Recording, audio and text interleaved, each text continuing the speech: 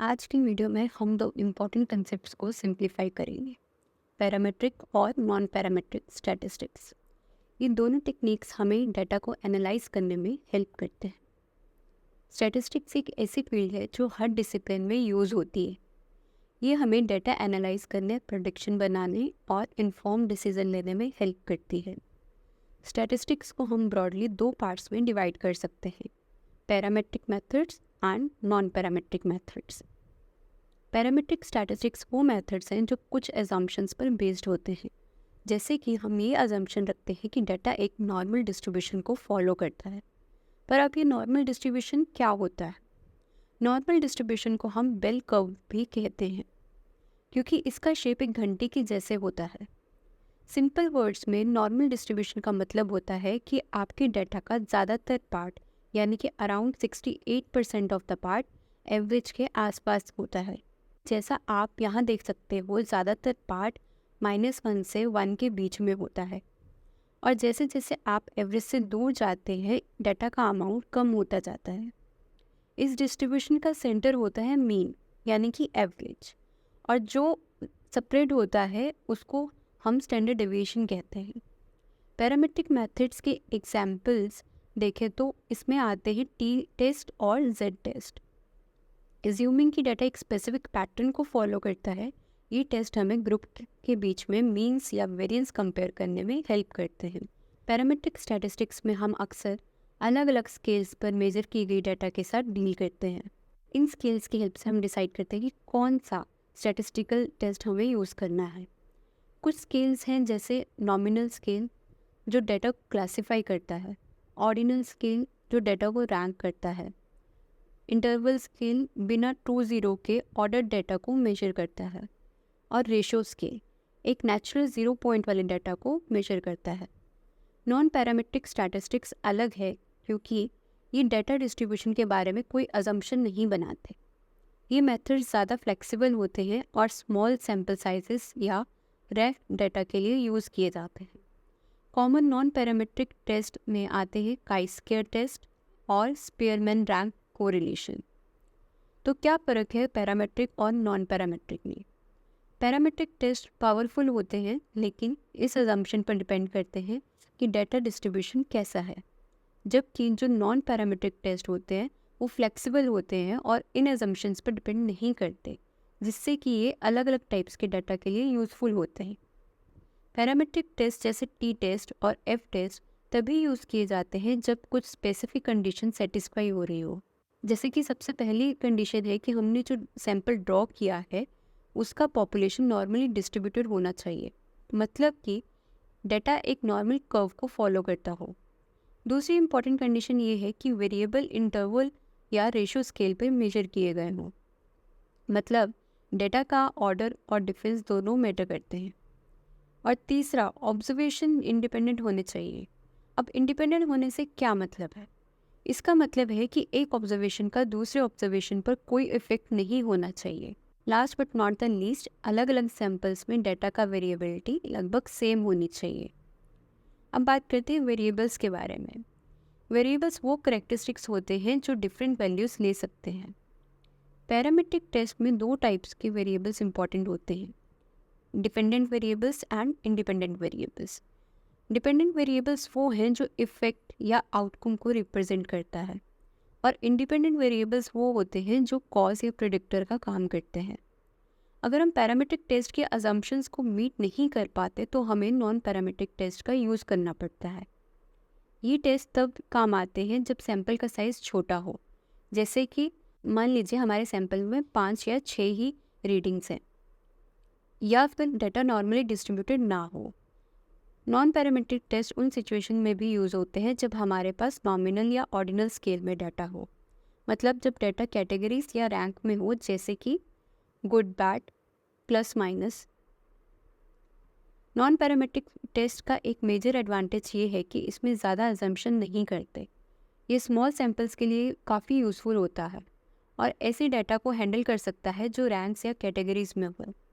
जैसे मान लो हमारे पास एंग्जाइटी का डाटा है, और अगर हमें सिर्फ इतना पता करना हो कि एक सब्जेक्ट दूसरे से ज़्यादा एंग्शियस है, और इस केस में हम नॉन पैरामेट्रिक मेथड यूज़ करते हैं।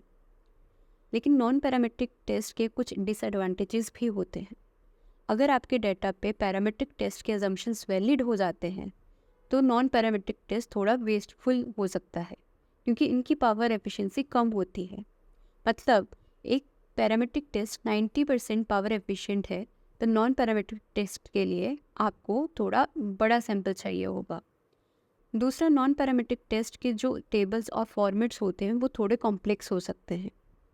मान लीजिए अगर हम टीचिंग एप्टीट्यूड मेजर करना चाहते हैं सभी एमए साइकोलॉजी स्टूडेंट्स का, तो पूरी पॉपुलेशन को मेज़र करना मुश्किल हो सकता है। इसीलिए हम सैंपल का यूज़ करते हैं। लेकिन सैंपल जितना लार्ज और रैंडम होगा उतना ज़्यादा पॉपुलेशन को एक्यूरेटली रिप्रेजेंट करेगा। जब हम अलग अलग सैंपल्स लेते हैं तो उनकी मीन वैल्यूज़ पॉपुलेशन मीन से थोड़ा डेविएट कर सकते हैं। उनको हम सैम्पलिंग एरर कहते हैं।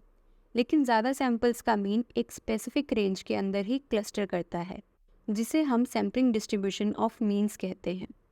सेंट्रल लिमिट थ्योरम कहता है कि अगर हम लार्ज रैंडम सैंपल लें, यानी कि वो सैंपल जिसका साइज़ 30 से ज़्यादा हो, तो उनके मीन्स नॉर्मली डिस्ट्रीब्यूटेड होंगे और उनका एवरेज पॉपुलेशन मीन के बराबर होगा। इस डिस्ट्रीब्यूशन की स्टैंडर्ड डेविएशन को हम स्टैंडर्ड एरर ऑफ मीन कहते हैं, यानी कि SEM कहते हैं। स्टैंडर्ड एरर ऑफ मीन हमें बताता है कि सैंपल मीन्स पॉपुलेशन मीन से कितना डेविएट करता है।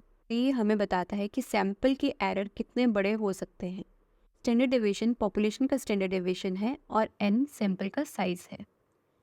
स्टैंडर्ड एरर ऑफ मीन इसीलिए इम्पॉर्टेंट है क्योंकि हमें सैम्पलिंग एरर के मैग्नीट्यूड का आइडिया देता है। अगर SEM छोटा है तो सैंपल मीन ज़्यादा एक्यूरेट होता है। ये कंसेप्ट हमें पॉपुलेशन के बारे में करेक्ट इन्फ्रेंसेस बनाने में हेल्प करता है। अगर सैंपल साइज छोटा हो तो सैंपल मीन्स का डिस्ट्रीब्यूशन नॉर्मल नहीं होता। इसे कहते हैं टी डिस्ट्रीब्यूशन, जिसका कंसेप्ट विलियम सिली गॉसेट ने डेवलप किया था। छोटे सैंपल्स के केस में टी डिस्ट्रीब्यूशन नॉर्मल कर्व के अंदर होता है। अब हम देखते हैं कि पैरामेट्रिक टेस्ट के प्रैक्टिकल एग्जाम्पल्स जैसे टी टेस्ट और जेड टेस्ट का यूज़ रियल लाइफ सिनेरियो में कैसे कर सकते हैं। टी टेस्ट छोटे सैंपल के लिए यूज़ होता है और ये दो मीन्स को कंपेयर करता है। जैसे अगर आपको दो ग्रुप्स के बीच में परफॉर्मेंस डिफरेंस देखना है तो आप टी टेस्ट का यूज़ कर सकते हैं। जेड टेस्ट लार्ज सैंपल के लिए यूज़ होता है और ये नॉर्मल डिस्ट्रीब्यूशन एज्यूम करता है। जेड टेस्ट का यूज़ हाइपोथेसिस टेस्टिंग में होता है, जहां हमें पता लगाना होता है कि सैंपल मीन और पॉपुलेशन मीन के बीच सिग्निफिकेंट डिफरेंस है या नहीं। राइट टेस्ट चूज़ करना बहुत इंपॉर्टेंट है। अगर आपके पास स्मॉल सैंपल है तो टी टेस्ट का यूज़ करें और अगर आपके पास लार्ज सैंपल है तो जेड टेस्ट का यूज़ करें। लेकिन हमेशा याद रखें कि पहले नॉर्मेलिटी और इंडिपेंडेंस के एजम्पशंस को चेक कर लें। अब हम देखते हैं कि कैसे हम दो सैंपल्स के बीच मीन डिफरेंस को स्टैटिस्टिकली टेस्ट कर सकते हैं, ताकि हम ये समझ सकें कि डिफरेंस रियल है या सिर्फ चांस की वजह से है। एग्जाम्पल के लिए मान लीजिए हम ये देखना चाहते हैं कि मेल और फीमेल MA साइकोलॉजी स्टूडेंट्स का एटीट्यूड टीचिंग के लिए वेरी करता है या नहीं। मान लीजिए मेल का मीन है 55 और फीमेल का मीन है 59। तो ये जो डिफरेंस ऑफ 4 आया है बिटवीन 59 एंड 55, क्या ये रियल डिफरेंस है या ये एक सैम्पलिंग एरर की वजह से है। इसके लिए ये ज़रूरी है कि हम पहले स्टैंडर्ड एरर ऑफ डिफरेंस को कैलकुलेट कर लें। इसका फॉर्मूला जैसे कि आप यहाँ देख सकते हैं, जिसमें लेफ्ट हैंड साइड रिप्रेजेंट करता है standard error of difference between the means of two independent samples और राइट हैंड साइड पे M1 represents the standard error of mean for the first sample, वही M2 रिप्रेजेंट करता है standard error of mean of second sample. अब हम independent samples के cases में significance testing को देखते हैं। लार्ज सैम्पल्स के केस में सैम्पल मीन्स का डिस्ट्रीब्यूशन नॉर्मल होता है और डिफरेंस का मीन 0 के आसपास होता है। इस केस में हम स्टैंडर्ड एरर ऑफ डिफरेंस का यूज़ करके सिग्निफिकेंस टेस्ट कर सकते हैं। स्मॉल सैम्पल्स के लिए हम टी डिस्ट्रीब्यूशन का यूज़ करते हैं। अगर आपके सैम्पल्स डिपेंडेंट हैं तो आपको कोरिलेशन को भी कंसीडर करना पड़ेगा जब आप टी वैल्यू को कैलकुलेट करते हैं। फॉर्मूला इज सिमिलर बट आपको कोरिलेशन फैक्टर भी इंक्लूड करना होता है। अब हम बात करते हैं अनोवा की, यानी एनालिसिस ऑफ वेरिएंस, जिसका यूज़ हम तब करते हैं जब हमें दो से ज़्यादा ग्रुप्स के बीच में डिफरेंस को देखना हो। जैसे मान लीजिए मेल, फीमेल और अदर जेंडर स्टूडेंट्स के एटीट्यूड को अगर हम कंपेयर करना चाहते हैं। अनोवा ये चेक करता है कि क्या इन ग्रुप्स के मीन सिग्निफिकेंटली डिफरेंट है या नहीं। अनोवा का यूज़ करने से पहले कुछ अजम्पशंस होती है, जैसे पॉपुलेशन डिस्ट्रीब्यूशन नॉर्मल होना चाहिए, लेकिन अगर ये कंडीशन पूरी नहीं होती है तो भी इनोवा इफ़ेक्टिव होता है।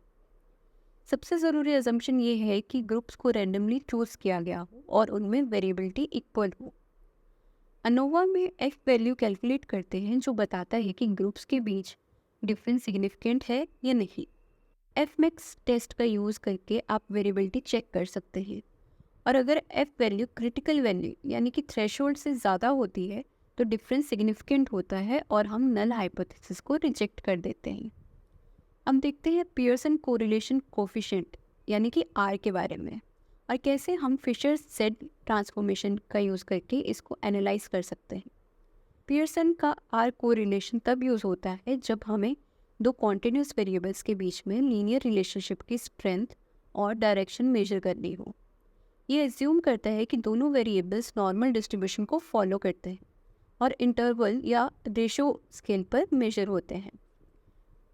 पियर्सन आर की सैम्पलिंग डिस्ट्रीब्यूशन हमेशा नॉर्मल नहीं होती, जबकि आर का वैल्यू हाई यानी कि 0.80 से ज़्यादा या लो यानी कि 0.20 से कम होता है। ऐसे केसेस में हम फिशर जेड ट्रांसफॉर्मेशन का यूज़ करते हैं, जिससे सैम्पलिंग डिस्ट्रीब्यूशन नॉर्मल हो जाता है। फिशर जेड ट्रांसफॉर्मेशन में हम पियर्सन आर को जेड में कन्वर्ट करते हैं, जिससे हमें स्टैंडर्ड एरर इजीली मिल जाता है।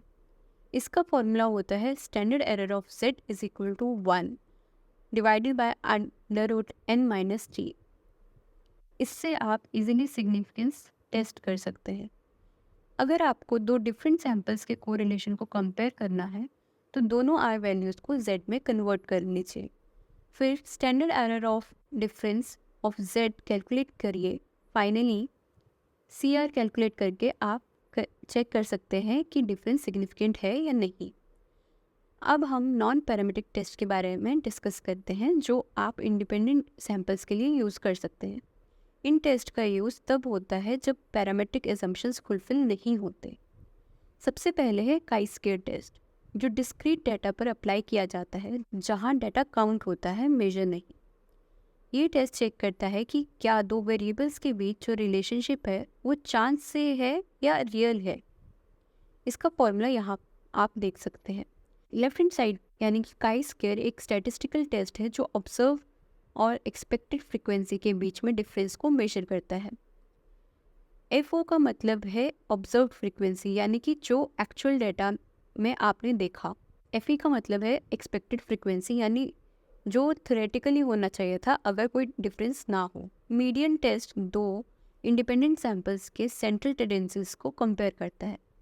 ये टेस्ट स्पेशली यूज़फुल है जब आपके डाटा ऑर्डिनल स्केल्स में हो।